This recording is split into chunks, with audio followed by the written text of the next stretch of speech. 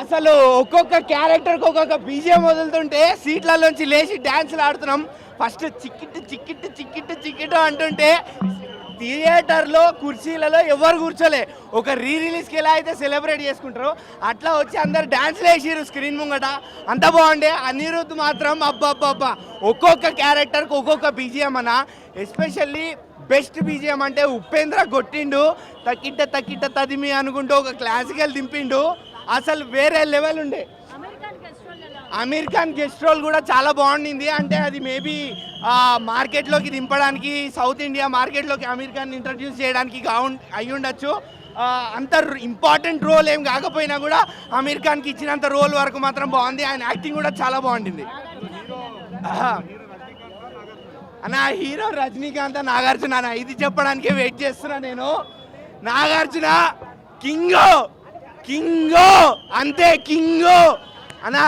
Vikram cinema క్లైమాక్స్లో Rolex ఎట్లా 100 రోలెక్స్లు కనబడతాయి ఆడ నాగార్జున చూస్తే. 100 రోలెక్స్లు చెప్తున్నా, 100 రోలెక్స్లు కనబడతాయి నాగార్జున చూస్తే. అసలు స్క్రీన్ మీద టోటల్ డామినేషన్. రజనీకాంత్ గారిని డామినేట్ చేశాడు స్క్రీన్ మీద నాగార్జున. ఇమాజిన్ మొత్తం సూటు బూటు నోట్లోకి వెళ్ళి ఆ బీడీ వదలడు, అసలు సిగార్ వదలడు. బాబోయ్ ఇంకా వైలెన్స్ అయితే సుత్తితో, అసలు మామూలు వైలెన్స్ కూడా కాదు. ఇంకా డైలాగ్ డెలివరీ అసలు పీక్స్ అన్న పీక్స్. నాగార్జున గారి యాక్షన్ అయితే peaks. Total domination screen cinema మొత్తం టోటల్ డామినేషన్. రజనీకాంత్ని ఇట్లా పక్కన కూర్చోబెట్టారు స్క్రీన్ మీద. వాళ్ళిద్దరు కాంబినేషన్ సీన్స్ కూడా కింగ్ నాగార్జున గారి డామినేషన్. టాలీవుడ్కి కింగ్ ఎందుకు అని మీరు ప్రూవ్ చేశారు. అండ్ శోభిన్ క్యారెక్టర్ అయితే అసలు గుంటనక్క ఎట్లా ఉంటుందో శోభిన్ ముఖం చూస్తే చాలు అన్నట్టుండే శోభిన్ క్యారెక్టరు. ఆయన యాక్టింగ్ కూడా ఆయన ముఖంలో కనిపించేస్తుంది గుంటనక్క. అంత మంచిగా ఉండే శోభిన్ యాక్టింగ్ కూడా. అసలు ఎవరు తగ్గలే. పూజా పాప కూడా మోనిక అన్నప్పుడు కూడా అస్సలు కుర్రగారు మామూలుగా లేకుండే. మస్తు ఎగిరిన మోనిక సాంగ్ అప్పుడు కూడా. ఇక శోభిన్ డ్యాన్స్ అయితే డ్యాన్స్ రాకపోయినా మస్తు వేసిండు. అంతా బాగుండే సినిమా. అసలు సెకండ్ హాఫ్లో ఒక స్టార్టింగ్ హాఫ్ అన్ అవర్ మీకు స్లో అనిపించచ్చు. అంటే క్యారెక్టర్స్లోకి స్టోరీలోకి వెళ్తూ ఉంటుంది. సో అక్కడ మీకు స్లో అనిపించవచ్చు. బట్ ఎక్కడైతే మీకు అలా స్లో అనిపిస్తుందో అప్పుడు దిగుతుందన్న ఉపేంద్ర క్యారెక్టర్ సెకండ్ హాఫ్లో. ఇంకా అక్కడి నుంచి సినిమా ఎక్కడ తగ్గదు. పీక్స్ అంతే పీక్స్.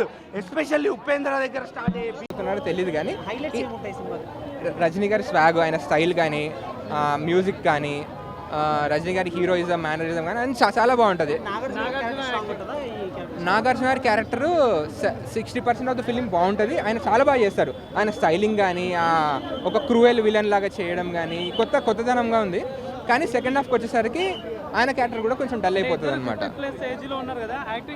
అసలు ఎరగదీశారు. అసలు రజనీ గారు ఆ చికిటి సాంగ్లో అయితే డ్యాన్స్ కానీ స్వాగ్ కానీ అబ్బా ఫస్టే వస్తుంది. లేదు నిన్న నైటే స్టేట్మెంట్ ఇచ్చారు, ఇది ఎల్సీయూ కాదు, స్టాండ్ అలోన్ సినిమా, ఇది ఓన్లీ రజనీ గారి స్వాగ్ కోసం తీశారని చెప్పారు.